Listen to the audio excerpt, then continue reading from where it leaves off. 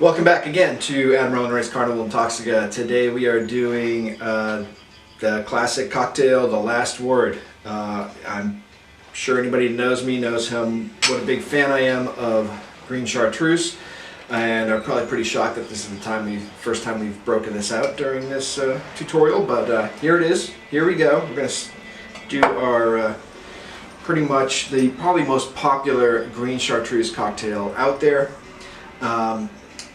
This is a classic, and it's again we're doing the 3/4, 3/4, 3/4, 3/4 across the board. So it's just 1 to 1 to 1 to 1 in portions and ratio. This formula shows up in a lot of cocktails, and we are doing ours with 3/4 ounce of each of the ingredients that we're doing here. This one is 3/4 across the board, unlike yesterday's Death's Comeback, where we played around with the third quarter with the lime juice and the simple syrup. This one has no simple syrup. The maraschino liqueur is pretty much taking the place of the simple syrup, and there's enough sweetness in chartreuse as well. You don't really need any simple syrup as well. So we're just going to move that out of the way. We don't need that today. Start off with, we're going to do 3/4 ounce of our lime juice. Remember, always start with your cheaper ingredients. Obviously, lime juice is a lot less expensive than chartreuse, which is up to $60 a bottle. So start off with your least expensive ingredients. That way, if anything happens, if you screw anything up, you're not going to worry too much about throwing out some 3/4 ounce of lime juice, where you will probably have to drink that 3/4 ounce of chartreuse if you screw anything up. Start off with, we're going to cut it. We're going to do some fresh lime juice, as we always like to do. We never do any roses or any pre-bottled lime juice. You always want it to be nice and fresh. And we're going to start off with 3/4 ounce of lime juice. Here we go. Right into our jigger. We always are measuring everything. Sometimes you'll see ingredients that say use half a lime or one whole lime, but you never really can tell how much juice you're going to get out of a lime, so only trust recipes that actually give you proper measurements for all the ingredients.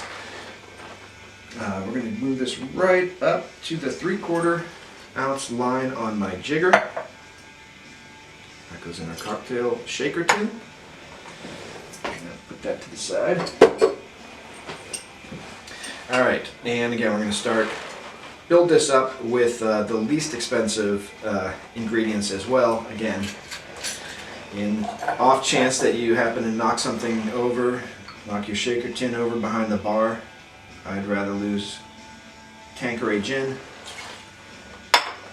than 3/4 ounce of green chartreuse. So, going next to our Luxardo maraschino liqueur. This is an indispensable spirit to have behind the bar. So much you can do with this. It really, as I said, this sort of substitutes the simple syrup that we're using, and in this cocktail. And it's just, you're going to see this in a lot of cocktail recipes like Aviation and obviously Last Word. I'm going to do 3/4 ounce of this guy.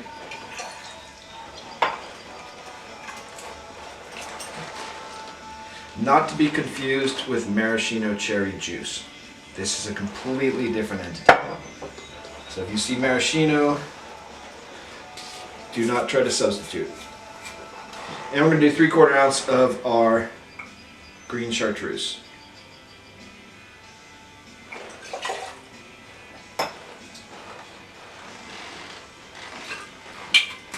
It's early, but a little swig won't hurt. Alright, we got all our ingredients in there. We're going to get rid of our jigger and our cutting board. Move this stuff out of the way. And we're going to fill our short tin with ice. We're going to fill it all the way to the top.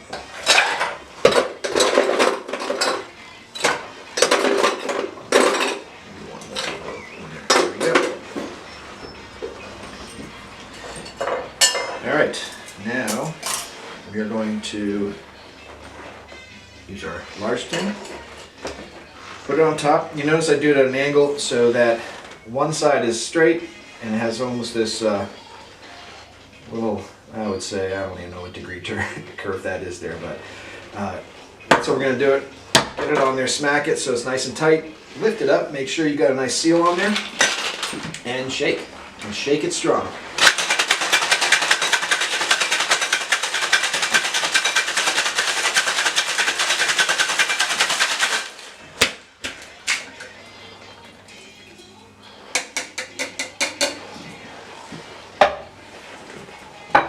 Alright, and we are going to double strain this as well. Keeps out the ice shards and keeps out the lime pulp that gets in here as we squeeze fresh lime. So.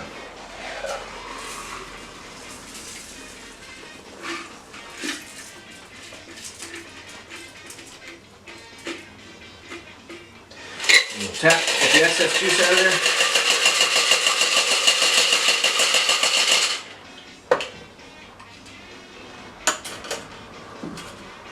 That is the last word. You can play around with whatever gin you want to use. Typically at Spork we actually do Plymouth gin for our last words.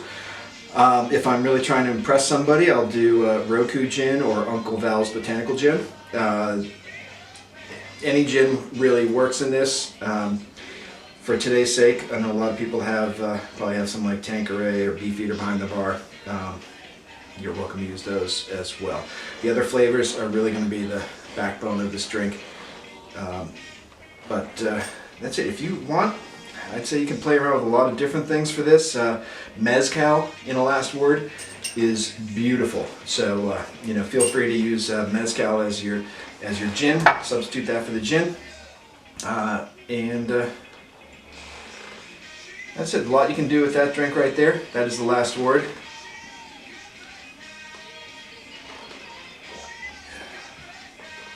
It's a beautiful drink. It's a classic. Been around since the 20s.